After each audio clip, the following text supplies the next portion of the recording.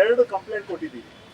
ಒಂದು ರವಿಕುಮಾರ್ ಮೇಲೆ IAS officer ಬಗ್ಗೆ ಏನು ಟೀಕೆ ಮಾಡಿದ್ರು, ಅದೇ ರೀತಿ ನಮ್ಮ ಕೆಲವಾದಿ ನಾರಾಯಣ ಸ್ವಾಮಿ ವಿರೋಧ ಪಕ್ಷ ನಾಯಕರು ಅವ್ರು ಯಾವ ರೀತಿಯಲ್ಲಿ ಅಲ್ಲಿ ಗುಲ್ಬರ್ಗದಲ್ಲಿ ಅವರ ಹೇಳಿಕೆಗಳು ಕೊಟ್ಟರು. ಈ ಎರಡೂ ವಿಚಾರವನ್ನು ಗವರ್ನರ್ಗೆ ಹೇಳಿ ಅದರಲ್ಲಿ ವಿಶೇಷವಾಗಿ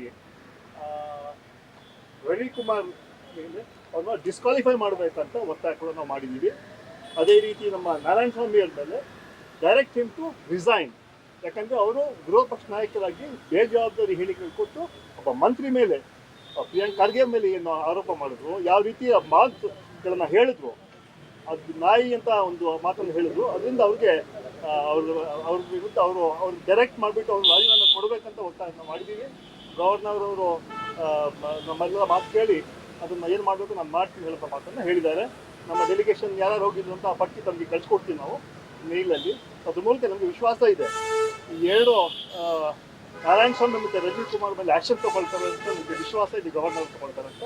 ಆ ಹಿನ್ನೆಲೆ ಇವತ್ತು ನಾವೆಲ್ಲ ಅವ್ರನ್ನ ಭೇಟಿ ಮಾಡಿದ್ವಿ. ನಾಚಿಕೆ ಆಗಬೇಕು, ಅವರು ಯಾಕೆ ಸಮರ್ಥನೆ ಮಾಡ್ಕೊಳ್ತಾರೆ? ರವಿಕುಮಾರ್ ಮಾತು ಸಮರ್ಥನೆ ಮಾಡ್ಕೊಳ್ತಾರ? ಪ್ರೈಮ್ ಮಿನಿಸ್ಟರ್ ಮೋದಿ ಹೇಳ್ತಾರೆ ಸಬ್ಕಾ ಸಾಥ್ ಸಬ್ಕಾ ವಿಕಾಸ್ ಸಬ್ಕಾ ವಿಶ್ವಾಸ ಅಂತ ಹೇಳ್ತಾರೆ. ಇದೇನೋ ವಿಶ್ವಾಸ? ಒಬ್ಬ IAS ಆಫೀಸರ್ನ ನೀವು ಪಾಕಿಸ್ತಾನ ಬಂದಿದೆ ಅಂತ ಹೇಳ್ತಾರಲ್ಲ, ಅವರ ಹೇಳಿಕೆ ಎಲ್ಲರೂ ಖಂಡಿಸಬೇಕು. ಅದೇ ರೀತಿ ನಾರಾಯಣ ಸ್ವಾಮಿ ಅವರು ವಿರೋಧ ಪಕ್ಷ ನಾಯಕರು, ಒಂದು ಘನತೆ ಗೌರವ ಇರುವಂತಹ ಒಂದು ಪೋಸ್ಟ್ ಇರೋರು, ಅವರು ಮಂತ್ರಿಗೆ ನಾಯಿಗೆ ಹೋಲಿಸ್ತಾರಲ್ಲ, ಸರಿನಾ? ಈ ಮಾತನ್ನು ಗವರ್ನರ್ ಕೂಡ ಒಪ್ಕೊಂಡ್ರು.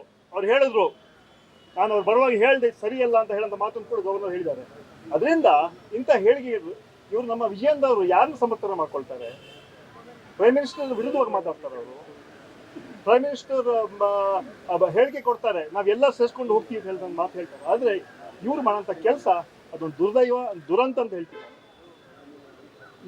ಈ ಮುಖಂಡರುಗಳು ನಾಲಾಯಕ್ಗಳು, ಇಬ್ಬರು ಕೂಡ ನಾಲಾಯಕ್ಗಳು. ಇವ್ರಿಗೆ ಒಬ್ಬ ವಿರೋಧ ಪಕ್ಷ ನಾಯಕರು, ಒಬ್ಬ ಚೀಫ್ ವಿಪ್ ಆಗಿದೆ, ಅಪೋಸಿಷನ್ ಚೀಫ್ ವಿಪ್ ಆಗಿದೆ. ಅದರಿಂದ ಇಂಥ ಘಟನೆಗಳು ನಾವು ಸುಮ್ಮನೆ ಇರೋರಲ್ಲ. ಯಾಕಂದರೆ ರಾಜಕಾರಣ ಮಾಡಲಿ, ಇಲ್ಲ ಅಂತ ಹೇಳೋದಿಲ್ಲ, ಆದರೆ ಇಂಥ ಹೇಳಿಕೆಗಳು ಸಮಾಜದಲ್ಲಿ ತಪ್ಪು ಸಂದೇಶ ರವಿನೂ ಮಾಡಿದ್ದಾರೆ ಮತ್ತು ನಾರಾಯಣ ಸ್ವಾಮಿ ಕೂಡ ಮಾಡಿದ್ದಾರೆ.